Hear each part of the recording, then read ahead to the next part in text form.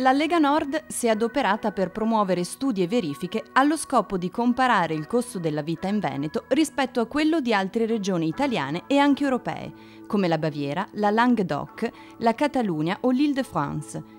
I risultati delle ricerche hanno dimostrato come il costo della vita in Veneto sia negli anni sensibilmente aumentato, al contrario della retribuzione percepita dai singoli cittadini.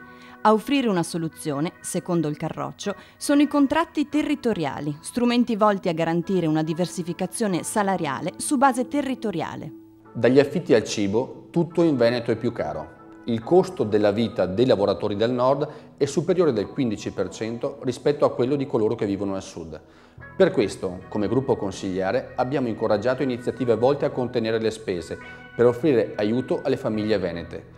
I contratti territoriali è una proposta concepita proprio in questo senso, per dare qualcosa in più a chi ha più spese da affrontare e chi ha sempre largamente contribuito alle finanze dell'Italia.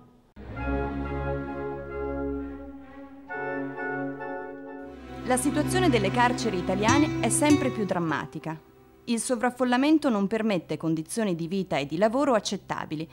Per toccare la situazione con mano, i consiglieri regionali della Lega Nord hanno effettuato una serie di sopralluoghi nelle strutture carcerarie venete. I principali dati emersi hanno rivelato l'incredibile incidenza della popolazione carceraria straniera, soprattutto extracomunitaria, e la presenza cospicua di delinquenti italiani provenienti da altre regioni, in molti casi accusati di affiliazione a organizzazione di stampo mafioso. Come si capisce dai dati, la maggioranza dei detenuti ospitati nelle nostre carceri non è di origine veneta. Senza gli stranieri le nostre carceri non sarebbero sovraffollate e il personale di sorveglianza sarebbe ampiamente sufficiente. La soluzione che proponiamo è quella di stipulare accordi con i paesi di provenienza perché questi detenuti possano scontare la loro pena nei paesi di origine. Questo avrebbe anche un forte valore come deterrente. Sapendo quali sono le condizioni delle carceri nei paesi di origine, qualche straniero ci penserebbe 2 volte prima di compiere un reato in Italia.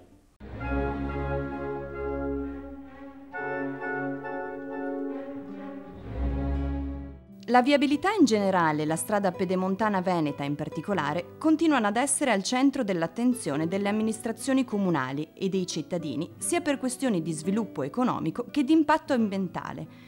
Dopo anni di attesa, analogamente a quanto successo sul passante di Mestre lo scorso 1 agosto, il Consiglio dei Ministri ha deliberato con la legge obiettivo la realizzazione della superstrada pedemontana veneta, SPV, e la nomina di un commissario delegato con il compito di portare a rapida realizzazione l'opera. Meglio tardi che mai, un'opera pensata nel 1997, ora sta prendendo forma. Tra qualche anno, quindi circa 4 anni, l'opera sarà pronta, necessaria quanto mai per un momento di crisi come l'attuale, per un rilancio dell'economia, fondamentale per i nostri paesi per togliere il traffico pesante nei nostri comuni. Opera importantissima da condividere nel tracciato anche con gli enti locali e con i comuni attraversati.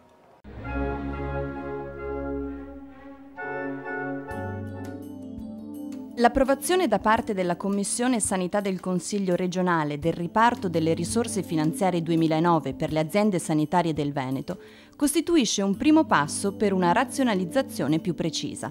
Con i riparti regionali destinati alle ULSS dei capoluoghi di provincia di Treviso e Vicenza, sono state premiate quelle aziende che hanno dato prova di una migliore capacità gestionale e di una maggiore quantità di progetti tecnologici.